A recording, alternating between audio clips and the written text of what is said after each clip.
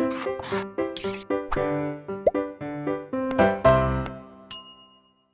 Students, welcome back to Blueprint Digital. आज की इस वीडियो में हम पॉलीसेकेराइड्स के बारे में पढ़ेंगे। वीडियो को स्टार्ट करने से पहले हमारे चैनल को सब्सक्राइब करें और बेल आइकन दबाना न भूलें, जिससे हमारे लेटेस्ट वीडियोस की नोटिफिकेशन आपको प्राप्त होती रहे। अब हम आज के टॉपिक पर आते हैं। वे शर्कराएं, वे कार्बोहाइड्रेट जो 10 या 10 से अधिक मोनोसेकेराइड यूनिट से बने होते हैं, पॉलीसेकेराइड्स कहलाते हैं। या हम ये भी कह सकते हैं कि वे कार्बोहाइड्रेट जो जल अपघटन पे 10 या 10 से अधिक मोनोसेकेराइड यूनिट्स देते हैं, पॉलीसेकेराइड्स कहलाते हैं। पॉलीसेकेराइड्स के लिए जो सफिक्स लगाया जाता है वो एन लगाया जाता है, AN। और जो सफिक्स AN यूज होता है अगर जैसे ग्लाइकन, जैसे अगर सफिक्स यूज किया जाता है पेंटोज में, यानी कि जो पेंटोज पॉलीसेकेराइड होते हैं वो पेंटोसाइंस कहलाते हैं। और अगर वो जैसे आर्बेनेन है, और अगर वो हेक्सोज पॉलीसेकेराइड्स में लगाया जाएगा तब हम उसे क्या बोलते हैं, हेक्सेन्स बोलते हैं। पॉलीसेकेराइड जल में अघुलनशील होते हैं, अर्थात वाटर में इनसॉल्युबल होते हैं, इसीलिए वो टेस्ट में स्वीट नहीं होते हैं। जो सभी पॉलीसेकेराइड्स होते हैं वो नॉन रिड्यूसिंग होते हैं, और सभी पॉलीसेकेराइड्स जो होते हैं वो जल में घुलनशील नहीं होते हैं, और वो बड़े मॉलिक्यूल्स होते हैं। और इसीलिए रिजर्व फूड के रूप में पॉलीसेकेराइड को चयन किया था, जैसे स्टार्च है, ग्लाइकोजन है, क्योंकि वो एक तो हाईली कंडेंस्ड होते हैं, संघनित फॉर्म होती हैं एक तो, दूसरा वो ऑस्मोरेटिकली इनएक्टिव होते हैं, यानी कि वो प्रासरणीय रूप से निष्क्रिय होते हैं, और तीसरे वो रासायनिक रूप से भी निष्क्रिय होते हैं, केमिकली भी इनर्ट होते हैं। इसीलिए भोज्य पदार्थों को जो स्टोर किया जाता है वो पॉलीसेकेराइड के रूप में किया जाता है। स्ट्रक्चर के आधार पर वो दो प्रकार के होते हैं, न्यूट्रिटिव यानी कि पोषक जैसे स्टार्च, और संरचनात्मक जैसे स्ट्रक्चर जैसे सेलुलोज, ये सेल वॉल बनाने में हेल्प करते हैं। पॉलीसेकेराइड्स को दो ग्रुप्स में डिवाइड किया जाता है, होमोपॉलीसेकेराइड और हेट्रोपॉलीसेकेराइड। होमो माने क्या होता है, सेम, समान, और हेटेरो का मतलब होता है डिफरेंट, यानी कि अलग अलग, भिन्न भिन्न। तो जो पॉलीसेकेराइड एक ही प्रकार की मोनोसेकेराइड यूनिट से बने होते हैं, एक ही समान प्रकार के, जैसे केवल ग्लूकोज जुड़कर एक बड़ा अणु बनाता है, या फ्रक्टोज जुड़कर बहुत बड़ा अणु बनाता है, तब उसे हम क्या बोलते हैं, मोनोसेकेराइड। और जब उसमें दो या दो से ज्यादा यूनिट अलग अलग जुड़ती हैं मोनोसेकेराइड्स की, तब हम उन्हें बोलते हैं हेट्रोपॉलीसेकेराइड। होमोपॉलीसेकेराइड का जो पहला एग्जाम्पल है वो सेलुलोज होता है। सेलुलोज जो होता है वो लीनियर पॉलीमर होता है बीटा डी ग्लूकोज यूनिट का, यानी कि उसमें बहुत सारी ग्लूकोज यूनिट जुड़कर 6000 से 10,000 यूनिट जुड़कर एक मॉलिक्यूल सेलुलोज का बनाती है। और इसमें जो लिंकेज होता है मोनोसेकेराइड यूनिट्स के बीच में वो बीटा 1,4 होता है। इसका जो पार्शियल डाइजेशन होता है, यानी कि आंशिक पाचन जो होता है, वो सेल्यूबायोज यूनिट देता है, डाइसैकेराइड होते हैं। सेलुलोज मेन कंपोनेंट होता है प्लांट की सेल वॉल का, और इसका जो वुड होता है, वुड में 50% सेलुलोज होता है, जबकि कॉटन में 90% सेलुलोज होता है। पूरे जो एनिमल किंगडम है, जो अर्थ है, उसमें जो सबसे ज़्यादा जो कंपाउंड ऑर्गेनिक पाया जाता है, जो कार्बोहाइड्रेट पाया जाता है, वो सेलुलोज होता है। ये मोस्ट अबंडेंट ऑर्गेनिक मैटर है, यानी कि सबसे ज़्यादा अर्थ पर पाए जाने वाला ऑर्गेनिक मैटर है, कार्बोहाइड्रेट है। यूरोकॉर्डेट में इससे जैसा एक मटेरियल प्रेजेंट होता है, इसे ट्यूनिसिन बोलते हैं, C6H10O5 होता है, उसे एनिमल सेलुलोज भी बोलते हैं। जो इसका जो यूज़ होता है सेलुलोज का, वो रेयन फाइबर्स बनाने में होता है, यानी कि आर्टिफिशियल सिल्क बनाने में होता है। CS2 और NaOH की प्रेजेंस में वुड से हम रेयन फाइबर्स बनाते हैं, और रेयन फाइबर्स का यूज़ जो होता है आर्टिफिशियल सिल्क बनाने में होता है। दूसरा जो एग्जांपल है वो स्टार्च है, और ये स्टार्च जो होता है वो पॉलीमर होता है अल्फा डी ग्लूकोज यूनिट्स का। ये बहुत सारी यूनिट्स आपस में जुड़ी रहती हैं, और जो स्टार्च होता है उसमें दो तरह की चेन होती है, अमाइलोज और अमाइलोपेक्टिन।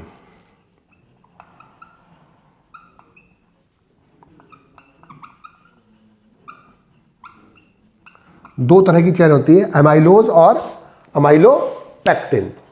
अमाइलोज जो होता है वो ब्लू कलर देता है आयोडीन सॉल्यूशन के रूप साथ, क्योंकि इसका जो हेलिकल पार्ट होता है वो I2 को बाइंड कर लेता है, आयोडीन को बांध लेता है। लेकिन जो अमाइलोपेक्टिन होता है वो रेड कलर देता है आयोडीन के साथ।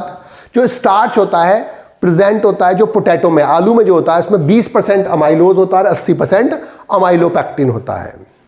इसके बाद आता तीसरा जो है ग्लाइकोजन।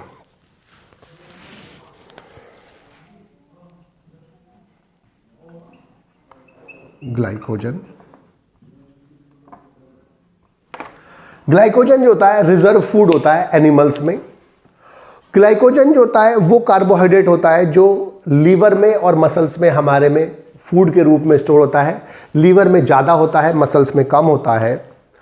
ये पॉलीमर होता है अल्फा डी ग्लूकोज का। और ग्लाइकोजन जो होता है उसमें लिंकेज होता है, 1,4 लिंकेज होता है लॉन्ग चेन में, और 1,6 लिंकेज होता है जहां पर ब्रांचिंग होती है। अगर ये लॉन्ग चेन है तो इनके बीच में जो लिंकेज होगा 1,4 होगा, लेकिन जहां पर ब्रांचिंग होगी यहां पर 1,6 आएगा लिंकेज। तो यहां पर जो लिंकेज है वो 1,4 होता है, लेकिन ब्रांचिंग में कितना होता है 1,6 होता है। ग्लाइकोजन जो होता है रेड कलर देता है आयोडीन के साथ, और जो ग्लाइकोजन होता है वो स्टोर फूड होता है फंजाई में भी। काइटिन जो होता है वो लीनियर पॉलीमर होता है एन एसिटाइल ग्लूकोसेमाइन का, और लिंकेज होता है इसमें 1 लिंकेज 4 होता है। एन एसिटाइल ग्लूकोसेमाइन जो होता है वो एक अमीनो एसाइल होता है NHCOCH3। NHCOCH3 ये एन एसिटाइल ग्लूकोसेमाइन है, वो अमीनो एसाइल होता है जो बीटा ग्लूकोज का डेरिवेटिव होता है। काइटिन सेकंड इंपॉर्टेंट सबसे ज़्यादा पाए जाने वाला कंपाउंड होता है, second most abundant organic matter होता है अर्थ पर, क्योंकि काइटिन 2 जगह पाया जाता है, एक आर्थ्रोपोड के स्केलेटन में बाह्य कंकाल में, और एक कवकों की सेलवाल में। कवकों की जो सेलवाल होती है वो कोशिका भित्ति काइटिन से बनी होती है। इसे फंगल सेलुलोज भी बोलते हैं। इनुलिन जो होता है वो लीनियर पॉलीमर होता है फ्रक्टोज यूनिट का, जिसमें अब हमने पढ़ा था जहां पर फ्रक्टोज आता है तो उसमें लिंकेज कितना होता है 1,2 होता है। तो 1,2 लिंकेज वाला इनुलिन होता है। इनुलिन जो होता है रिजर्व फूड होता है 2 जगह, डेलिया की रूट में और आर्टिचोक की रूट्स में, ये रिजर्व फूड होता है। इसके बाद जो हेट्रोपॉलीसैकेराइड्स होते हैं वो 2 से ज़्यादा अलग अलग प्रकार के मोनोसैकेराइड यूनिट से जुड़कर बना होता है। हेट्रोपॉलीसैकेराइड में जो पहला एग्जाम्पल है वो हाइलोयूरेनिक एसिड होता है। हाइलोयूरेनिक एसिड जो होता है वो एक तो पाया जाता है विट्रस ह्यूमर में, आइज में, एक पाया था अम्बिलिकल कॉर्ड्स में जिसकी सहायता से बच्चा जो होता है, फीटस जो होता है वो मदर से जुड़ा हुआ होता है, जॉइंट्स में पाया जाता है, और कनेक्टिव टिश्यू में यानी कि संयोजी ऊतकों में पाया जाता है। और वो एक स्नेहक यानी कि लुब्रिकेंट की तरह काम करता है, और ये एनिमल सेल में पाया जाता है कोट के रूप में। इसको एनिमल सीमेंट भी कहते हैं। हाइलोयूरेनिक एसिड जो होता है वो बना होता है डी ग्लूकोसोनिक एसिड और एन एसिटाइल डी ग्लूकोसेमाइन, जो आपस में ऑल्टरनेटली अरेंज होते हैं, एकांतर क्रम में व्यवस्थित होते हैं। जो मोनोसैकेराइड यहां पर जुड़े हुए होते हैं उनके बीच में 1,3 बॉन्ड होता है, और जो 2 डाइसैकेराइड जुड़ते हैं उनमें बीटा 1,4 लिंकेज होता है। यानी कि यहां पर जो 2 डाइसैकेराइड जुड़ेंगे, एक डाइसैकेराइड हो गया, एक दोनों मोनोसैकेराइड ने मिलकर जो बनाया, तो यहां पर जो आपस में जुड़ते हैं मोनोसैकेराइड उसमें 1,3 लिंकेज होता है, लेकिन जो दूसरा डाइसैकेराइड से जुड़ेगा यहां पर ये होगा 1,4 लिंकेज।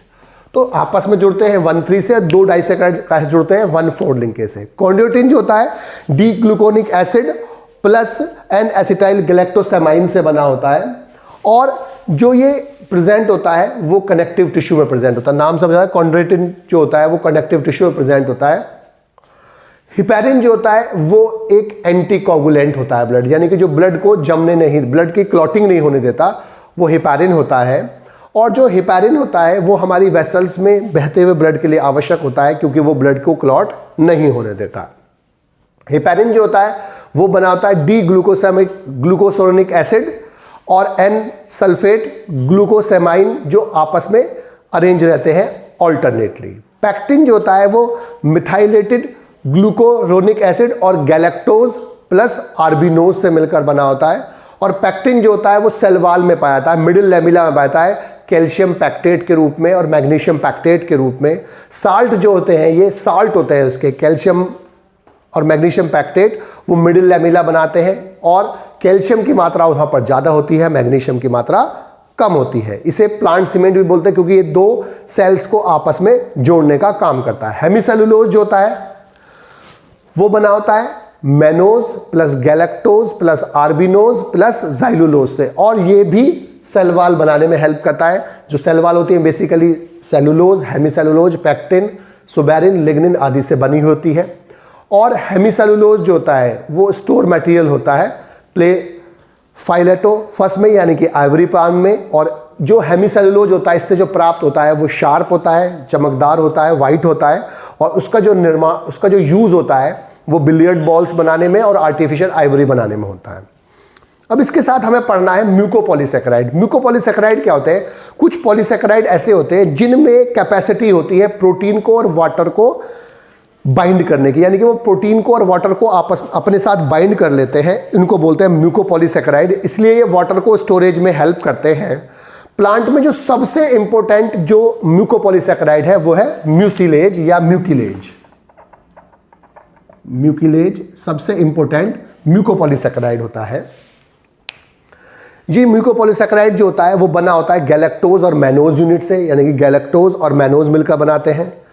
हाइलोजेनिक एसिड, कॉन्ड्रोइटिन प्रोटीन जो सॉल्ट है या हिपेरिन है, ये भी अदर एग्जांपल है म्यूकोपॉलीसेकेराइड के। यानी कि म्यूकोपॉलीसेकेराइड एक ऐसे पॉलीसेकेराइड होते हैं जिनमें वाटर और प्रोटीन को बाइंड करने की कैपेसिटी होती है। जो पेप्टिडोग्लाइकन होता है, जो सेल वॉल होती है बैक्टीरिया की वो या प्रोकैरियोट्स की, बेसिकली वो पेप्टिडोग्लाइकन की बनी होती है। और पेप्टिडोग्लाइकन जो होता है वो एन एसिटाइल ग्लूकेसामाइन और एन एसिटाइल मुरेमिक एसिड के साथ पेप्टाइड चेन होती है, 4 से 5 अमीनो एसिड की 3 चीज से मिलकर बना होता है। N acetyl glucosamine, N acetyl muramic acid plus 4 से 5 अमीनो एसिड वाला पेप्टाइड। और जो अगार अगार होता है वो म्यूकोपॉलीसेकेराइड होता है, जो रेड एल्गी ग्लेसिलेरिया और गैलेडियम से प्राप्त होता है, कॉन्ड्रस से प्राप्त होता है। और ये जो होता है वो यूज होता है कल्चर मीडियम बनाने में। ये कल्चर मीडियम के रूप में अनेक जगह पर लेबोरेटरी में यूज होता है, प्रयुक्त होता है। बच्चों, आज की इस वीडियो में बस हम इतना ही पढ़ेंगे। हमारी इस वीडियो को आप लाइक करें और अपने दोस्तों के साथ शेयर करें। यदि आपका कोई डाउट है तो आप हमें कमेंट करके बता सकते हैं।